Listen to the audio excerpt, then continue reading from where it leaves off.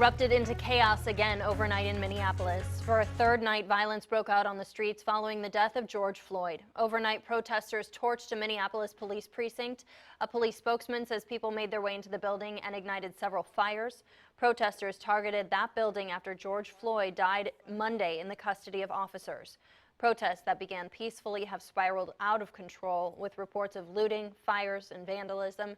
In a news conference overnight, Mayor Jacob Frey says he understands the anger in the city is growing, but that the violence has to stop. There is a lot of pain and anger right now in our city. I understand that. Our entire city recognizes that. What we have seen over the past several hours and the past couple of nights in terms of looting is unacceptable. Our communities cannot and will not tolerate it. Earlier Thursday, Governor Tim Walz had activated the National Guard at the mayor's request as protests and looting spread into neighboring St. Paul. 4 officers connected to the death of Floyd have been fired, but protesters insist the officers need to be charged. That's something the mayor has also agreed with. The anger in Minneapolis echoed across the country. Peaceful protests turned violent in Columbus, Ohio, when some people began throwing things at police. Demonstrators also smashed windows at the State House. In Denver, gunfire erupted after an anti-police brutality rally ended. No injuries were reported.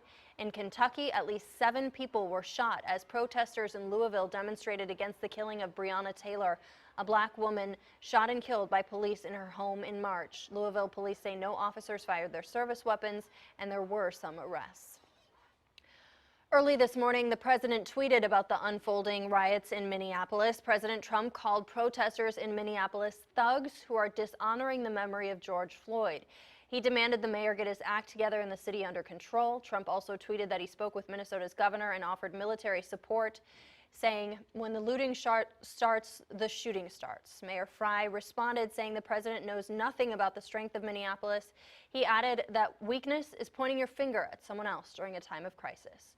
Twitter has flagged the president's tweet for violating its policies because it glorifies violence.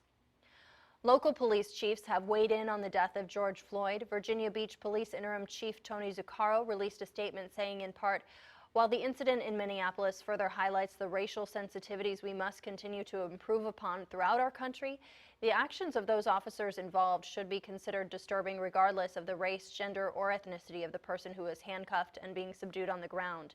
He also said placing a leg or knee on a person's neck is a technique forbidden by many departments across the country, including Virginia Beach.